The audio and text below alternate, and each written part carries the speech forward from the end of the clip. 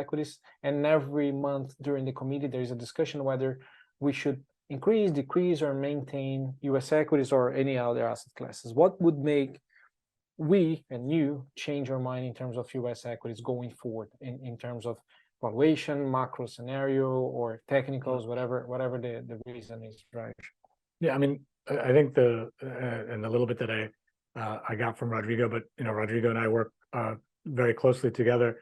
The valuation is probably a big factor. If you look at the valuation of U.S. equities, we're trading at now in line with the historical 5-year average, but it's at a much higher relative multiple, and there's a lot of disparity because within the U.S. equity market, the large technology companies are trading at a much higher premium.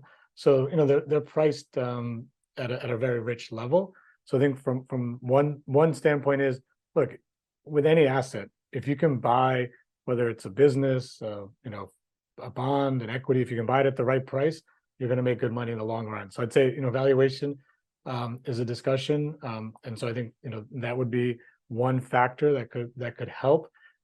There is, I think, the continual debate around inflation, interest rates, and recession, and it's all tied together. But I think if we get more confidence that inflation is definitively coming back to the 2% target, again, there's a little bit of it's all connected, right? If you sit here today and it says, okay, inflation is at 2%, markets might already be pricing higher. In an optimal scenario, it would be, okay, we have confidence that inflation is at the 2% with valuations at a reasonable level. So I think those are the factors that we think about in terms of U.S. equities and as we head into next year. And so again, I think one of the things that we've spoken to clients in meetings that we've had is you want to be buying sell-offs. You want to be buying dips. So take advantage of sell-offs, and then when the markets rally, like we've seen over the last 2 weeks, look to maybe reduce a little bit and move it into other places where there might be attractive risk-adjusted returns like investment grade. And so I think those are the factors to think about. Each quarter we're going to get earnings report. So obviously earnings continuing to progress, and those are, I think, the big factors to think about. That's a perfect question. Maybe linking to something that you mentioned, there's a lot of disparity. Even though we consider everything to be one single asset class, U.S. equities, there's so much depthness, right? Complexity for the asset class itself, from single names all the way to sectors or thematic investment, whatever we can think about it. So one of the things we recently start publishing, what we call market monitors, also views in terms of sectors within U.S. equities, right, or the stock market in the U.S. What are the sectors that you prefer right now? We can quick summary and why. So I think this is a great, for those that don't know, market monitor is a way for each strategist. We have expertise in our asset class, so to go one level below and to give a view on sectors and other factors, right, in the U.S., whether it's growth versus value, momentum.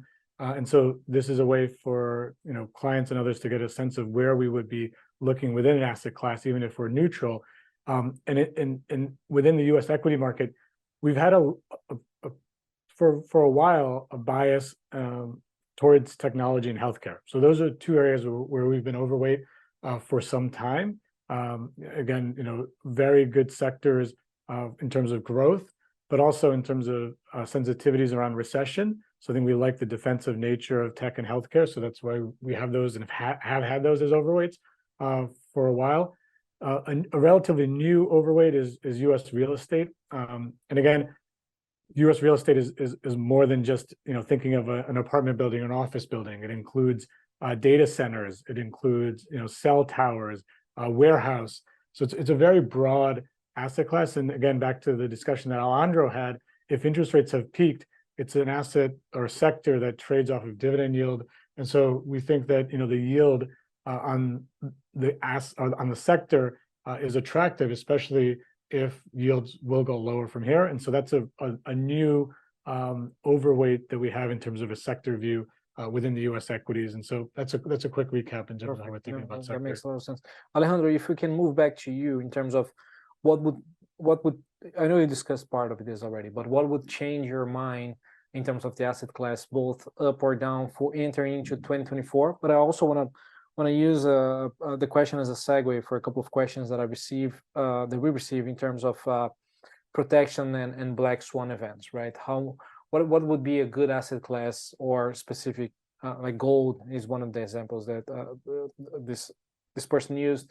I know investment grade is also a defensive play, treasuries. Where do you see us protecting the portfolio from, again, our base case is not a recession, but it's not out of the table. It's not definitely discarded as of now. So what would change your view for the asset class going forward, and how would you think about protection for the portfolio? Right. So I would just emphasize again what we've said, that the base case is, you know, the highest probability still. And yes, under that scenario, investment grade seems to be the most attractive because it's let's say, a slow decline in both inflation and growth, right? So it seems the Fed is done or almost done virtually, and inflation is going to continue to slow. Yes, it's not going to get to 2% quickly, but the market would expect basically a convergence at some point. And, you know, growth will slow down below potential, below 2%, which is where you would think you need to get to really get rid of the inflationary pressures on the demand side, right? So that scenario, investment grade still makes sense. Where would I get concerned? So I think the probability of a recession increasing substantially, that's probably going to tilt me towards treasuries. So to the point, to the question about what would be a black swan protection, I think it depends on what the kind of black swan you see, right? So if there's a disinflationary or deflationary black swan, which basically hits demand in such a fashion that there's less pressures for prices to go up, meaning disinflationary or deflationary, which means most likely a recession or even a financial crisis, we would go for the traditional asset classes that are safe havens, right? That haven't been lately, but they are traditionally and probably would in that scenario, which are treasuries, TIPS, which are inflation-adjusted treasuries, and gold. Those three are the kind of safe haven assets. The difference between the three is the risk profile and the beta, right? So the safest of the safest is TIPS because it gives you some inflation protection, but they tend to be the more, let's say, conservative. Then treasuries, which are nominal treasuries. The equivalent is NTNBs and NTNFs, right, in Brazil. And gold is a little bit more of a high beta safe haven, right? It moves a little bit more, it's more volatile, but similarly, the three asset classes perform well when nominal growth decelerates, right? So that would be the black swan. If the black swan is driven by higher inflation, though, meaning either because there's a supply shock, right? Meaning maybe Ukraine-Russia war escalates or something in the Middle East that hits oil, and that leads to a shock on the inflation side, driven by supply, right? Because there's less supply for some reason, right? They blow up a big refinery or who knows, right? It's difficult to predict. That's a little bit different, right? That would be maybe real assets, right? Depending on how long that shock would be, but probably more commodity driven, either oil companies, or probably even real assets like housing, right? I mean, it depends on, again, the time frame. So, but I think you need to differentiate between the kind of shock, right? If it's a demand side shock or a supply side shock. Not sure if that was clear. Hopefully it was for the person that asked the question. And then eventually, finally, after the let's say the black swan has played out and it's, let's say, a recession, probably I would be focused on overweighting or going longer high yield, right? Because I think high yield at this point is not cheap, but it's not, let's say, expensive enough to start underweighting. But if there's a bigger correction, then it might be attractive to go overweight, right? So the sequencing would be first treasuries as a defensive black swan or recession protection. And eventually, once high yield is cheap enough, then get overweight the risk on asset, right? After let's say the recession plays, there's going to be a recovery phase, right? Where you want to be in risky assets, actually. So hopefully that was helpful. No, very helpful. Similar to what Raj said in terms of buying dips, but in a little bit more extreme scenario for sure. And another thing that it's not part of the committee necessarily, but we also had a lot of structures in terms of buying protection outright, such as puts using the trading desk. Volatility is actually close to 12 months low right now. So if there is a concern, even though it's not part necessarily of the committee and portfolio construction for overall clients, we can definitely structure a lot of different things using derivatives or even other asset classes for sure. Again, volatility measured by VIX, it's very close to all-time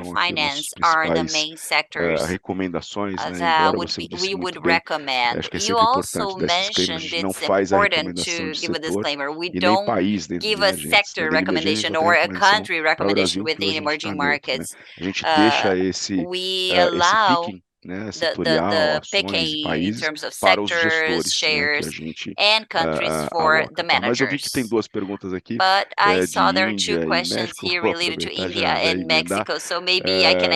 Assim, o México ele teve uma grande performance esse ano, tá? Por volta de 23% de alta. Ainda está negociando com último bastante descontado, tá? Por volta de 20% de desconto para sua média histórica. Acho que se beneficiou da economia forte nos Estados Unidos, né? Se beneficia toda essa relação comercial. E eu acho que o México continua tendo aqui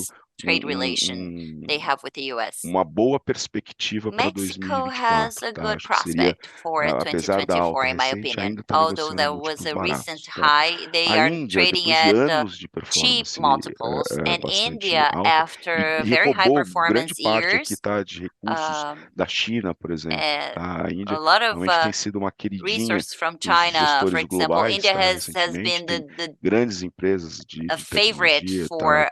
Que competem com os pares americanos, tá? Você tem a Tata, você tem aí uma Infosys, tem empresas enormes dentro da Índia. A performance esse ano ela já ficou pouco mais em linha com os emergentes, tá? Tá por volta de 10% de alta. Eu disse, né, mercados emergentes, se você tirar a China é 11, ou seja, ela está em linha com os outros países, tirando China, tá? Porém, você tem um múltiplo já bastante alto na Índia, tá? Hoje a Índia negocia com 20 vezes e meia o preço-lucro, tá? É um grande prêmio para a sua média histórica, aí, que costuma ser 16 vezes e meio.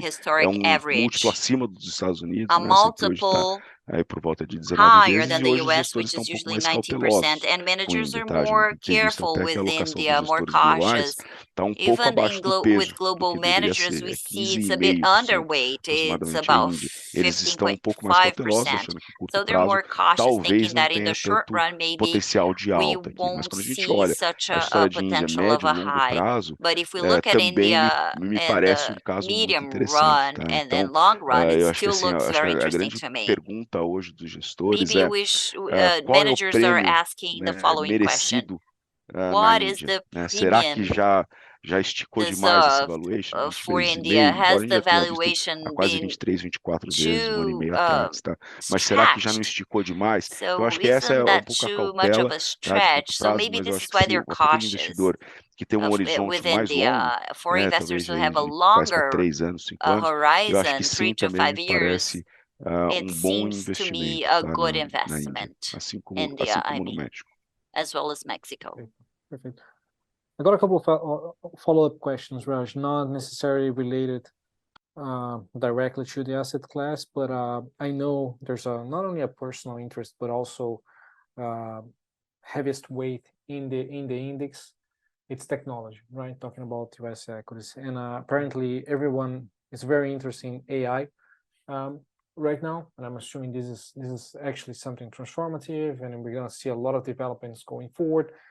How do you think the AI, and I know you discussed this on your monthly piece for technology that you publish as well, how much of AI is already incorporated in prices, and what would be the next steps, right? And we saw there's a very recent case on the whole OpenAI moving to Microsoft and all of that. So there are a couple of questions on that if you want. Yeah, I mean, look, I think within AI, I think we're still in the early stages, right? I mean, ChatGPT was launched a year ago, roughly. So we're 12 months in. Microsoft, has announced a few products using OpenAI technology, which you mentioned. It's the Copilot. So it's an add-on for Microsoft Office that allows you to become more productive, right? You can do a lot more with the new service that Microsoft is launching. Alphabet is announcing similar products, and so we still haven't even gotten to the cusp of how are we going to all use this. I mean, I think probably everyone on this call and in this meeting has tried ChatGPT, Google Bard, but we haven't really experienced the full suite of products because some of these products are still getting introduced. So we're gonna have to see where this evolves, and there's always a secondary impacts, right? I mean, I think we've seen this with technology.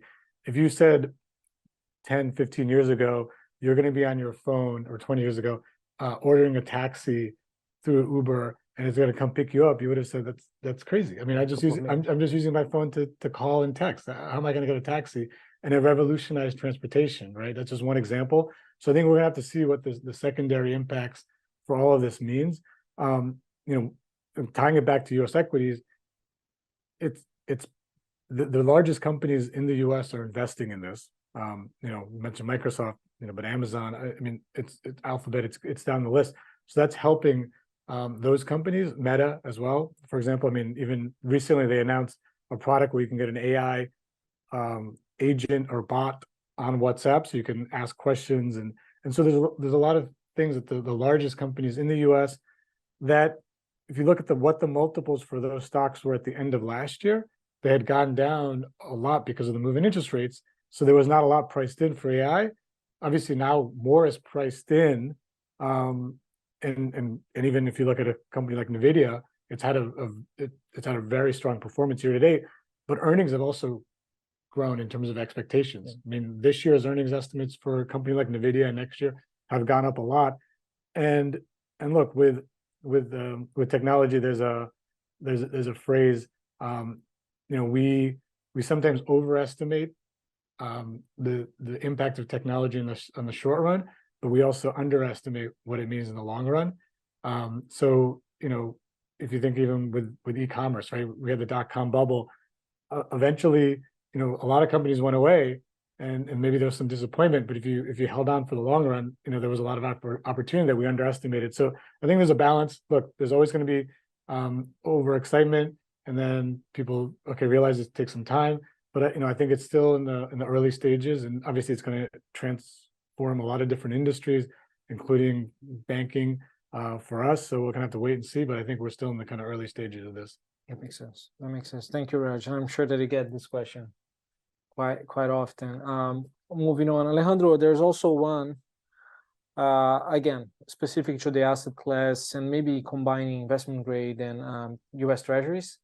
Is there specific, and you mentioned a bunch of different metrics for duration, and I understand it means sensitivity, not necessarily a specific maturity date, but is there any kind of parts of the curve that you like the most, meaning maturities or even duration that you feel a little bit more comfortable, or more in the shorter term, longer term, and would that change in case a recession hit or whatever we want to do for next year? Maybe just discuss a little bit, where do you prefer to be positioned for the asset class that you follow? Yeah, that's a great question. Going back to the market monitor, so we express there our sector and duration views. In terms of treasuries, we prefer the 1 to 3 year sector. We think there's a lot priced in terms of what the market expects the Fed rate will be in the next 2-3 years.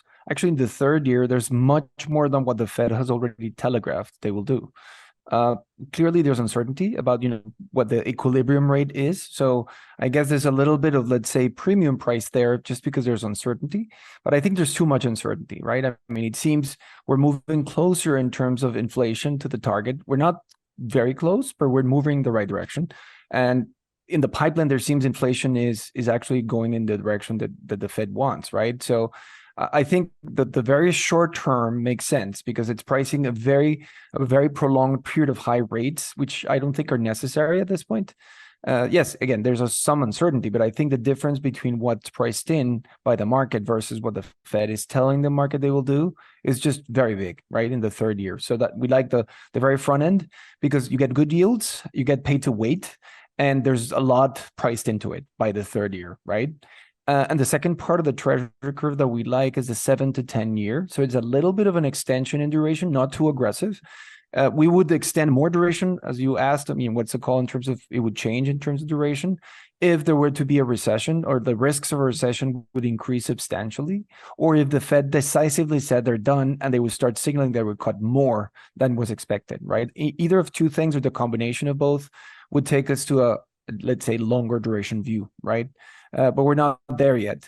There's some indication that rates may have peaked, but the Fed might still deliver 1 or 2 more if needed, right? They've signaled this, and there's not very clear signals that the economy is decelerating quite quickly. I mean, there's some signals that maybe in the labor market is starting to show some weakness, but it's very tentative at this point. So it's very difficult to have high conviction of high duration. Again, for those that were not there or maybe wasn't clear what duration means the level of sensitivity that the bond prices have to changes in yield, right? So the longer you go in duration, the more sensitive it becomes to moves in yields, right? And in terms of investment grade, we think you're getting paid to be in the 1 up to 10 year sector, right? If you go further than that, it's pure duration call, more of a treasury call rather than a IG call. Why? Because basically the curve in terms of spreads doesn't pay you the credit risk you're running, right? Essentially, the curve is steep up to 10 year and then it starts to flatten, meaning, again, you don't get paid for the credit risk you're running. So it's pure duration call. If you were to have a strong duration call on treasuries, probably it makes sense to go duration on IG too at some point. But that's a different story, I guess, and it could happen in the next 12 months. We'll see. Very specific and very helpful. Thank you very much, Alejandro. There's one question, Rodrigo, switching back to Portuguese.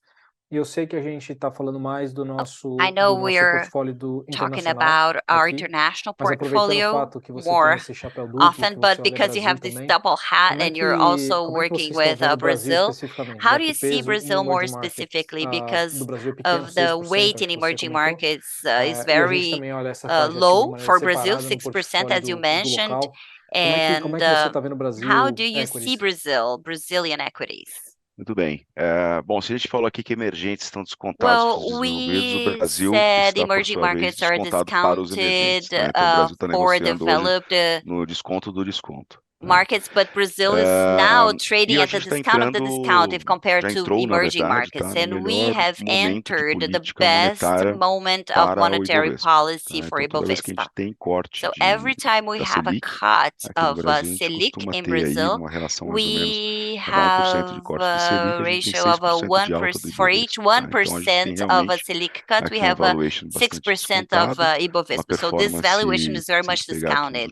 And in the recent years, we have a performance lower than the other emerging markets with a good fundamentals. The interest rate and the profit of the companies may recover for next year. The valuation of the Brazilian stock market today is 8 times, and the emerging markets is 11.5, negotiating with a 30% discount for emerging markets, with an average discount of 5%, a very light positioning, especially for locals,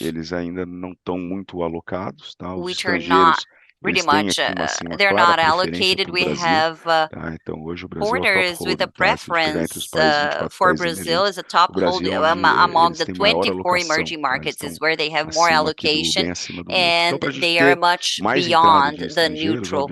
So for more foreign capital, you either reduce for other countries to buy a bit more for Brazil, or you have new resources for emerging markets.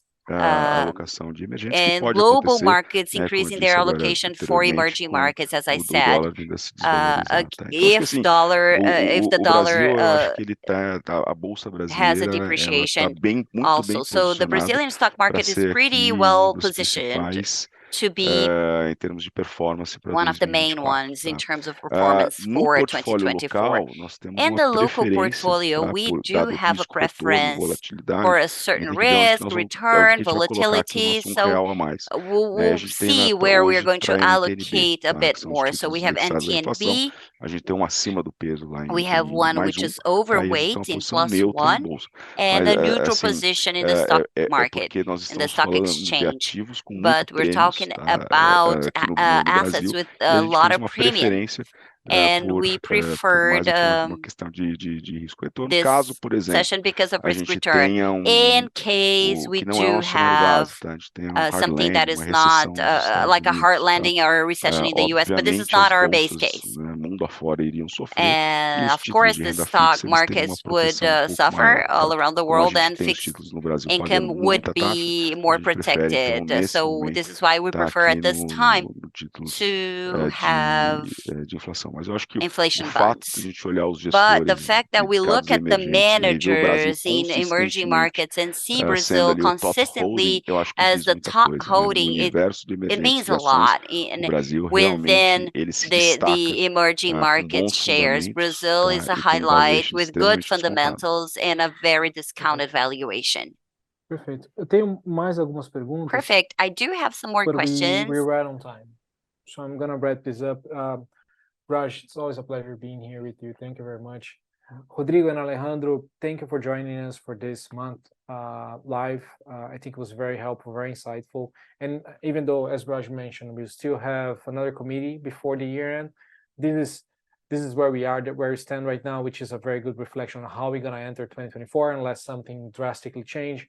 So very helpful for the beginning of the year. This is the last live of the year. So happy holidays, everyone. If we don't talk again, thank you very much, Raj and Rodrigo and Alejandro. Thank you, everyone. And speak to everyone again in the new year. Obrigado, boas festas. Thank you. Happy holidays. Thank you. Happy holidays.